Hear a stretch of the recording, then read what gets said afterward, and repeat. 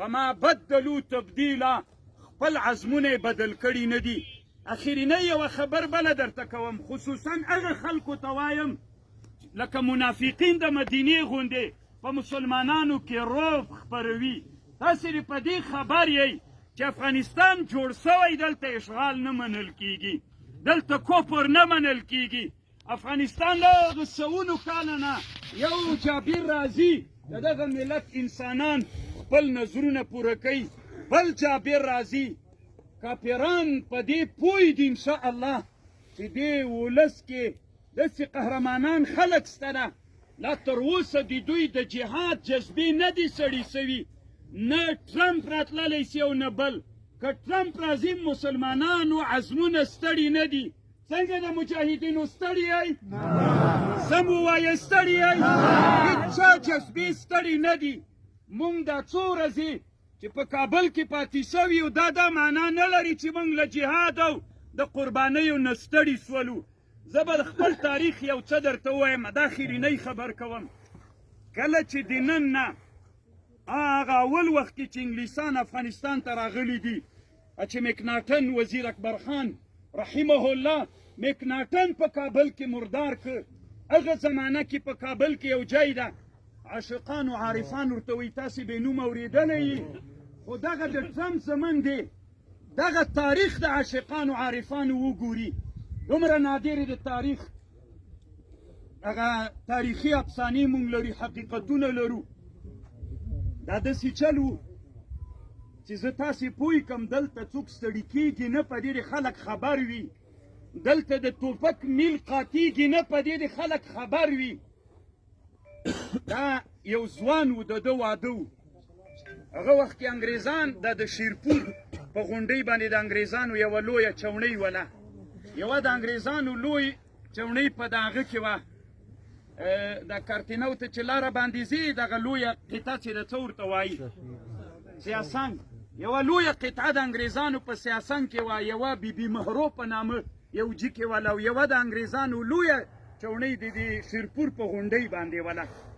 نو د دې ځوان واده ده. دا د دې لپاره وایم چې ځوانان دې په دې خبر اوسېږي، او هغه څوک چې د منافقینو د مکې د مدینې غوندې د مسلمانانو په زړونو کې رعب اچوي، مسلمانان نه ویریږي، دوی خپل ځانونه خوشحالوي، خپل ځان ته روحیه په دې ورکوي. نو د دې ځوان واده ده. نو چې د ځوان واده ده، دی هلته د شیرپور په کلا کې دی هم په دې محاصره د انګلیسي استعمارګرو په مقابله کې دم د کلا محاصره کړې وه، واده ته راغی.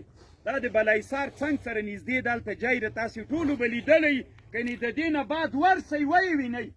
نو چې کله دی راغی، نو د واده کې خلک ډېر کم ول، ځوانان ډېر نه ول په دې واده کې. نو دا نجلۍ راوستلې ده، دا ناوې دي هغه کور ته راوستلې ده، د زوم کور ته. خلک په واده کې ډېر کم دي.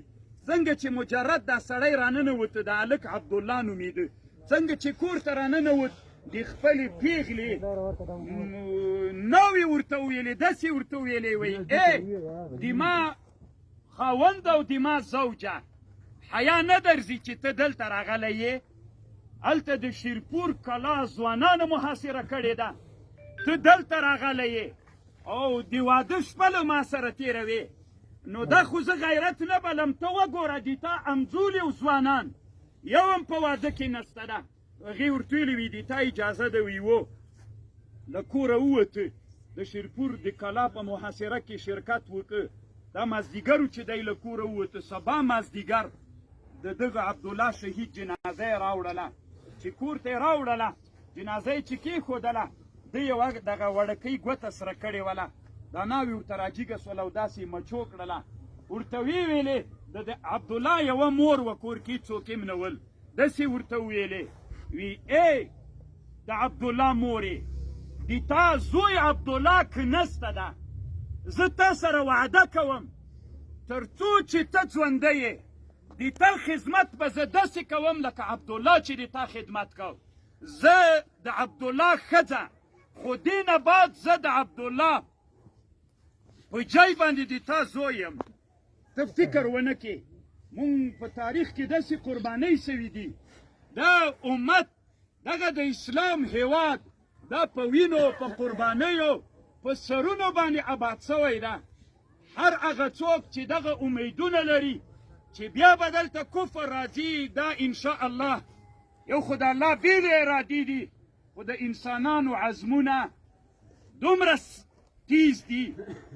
زموږ مجاهدین الحمدلله داسې یاغیان دي، مونږ یې هغه کوو چې خدای په خاطر د مونږ کار را خراب نه کوي. دا خو چې بیا دلته کفر راځي ولا ژوندي خو یې وخوري. دا د مونږ سپ وړکی سوی نه ده، ورځ تر بلې مو د سپ ملګري ډېر سوي دي. نو په دې باندې د انسانان خبر وي، نه اولینی شهید ده نه به اخرینی شهید وي.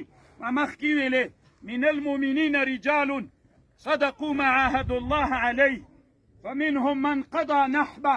ډېرو انسانانو نظرونه کړي، بعضو پوره کړل. انس ابن نضر یې د رسول الله د احد شهید و، دا شهید یې بل شهید. فمنهم من قضى نحبه ومنهم من ينتظر وما بدلوا تبديلا. دا غږ را سره وکئ، وما بدلنا سبیلنا، وما بدلنا سبیلنا. موږ خپله لاره نه ده بدله کړې. موږ به د الله د دین د قربانۍ دپاره د الله د دین د ساتنې په خاطر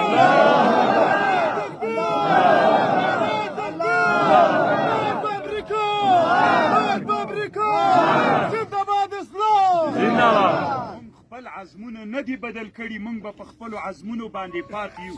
والله عز وجل دې دا شهید و نورو ټولو شهیدانو باندې رحم وکړي. الله دې د موږ ټولو مشکلات حل وګرځوي. واخر دعوانا ان الحمد لله رب العالمین. له ټول قوم نه ډېره مننه. د شرمقا د شهید زوی په مادوی د ټولو نه مننه. خدای دې ټولو ته اجر ورکړي. دا ډېر نیک انسان و، ښه انسان و، غیرتي انسان یې په قام کې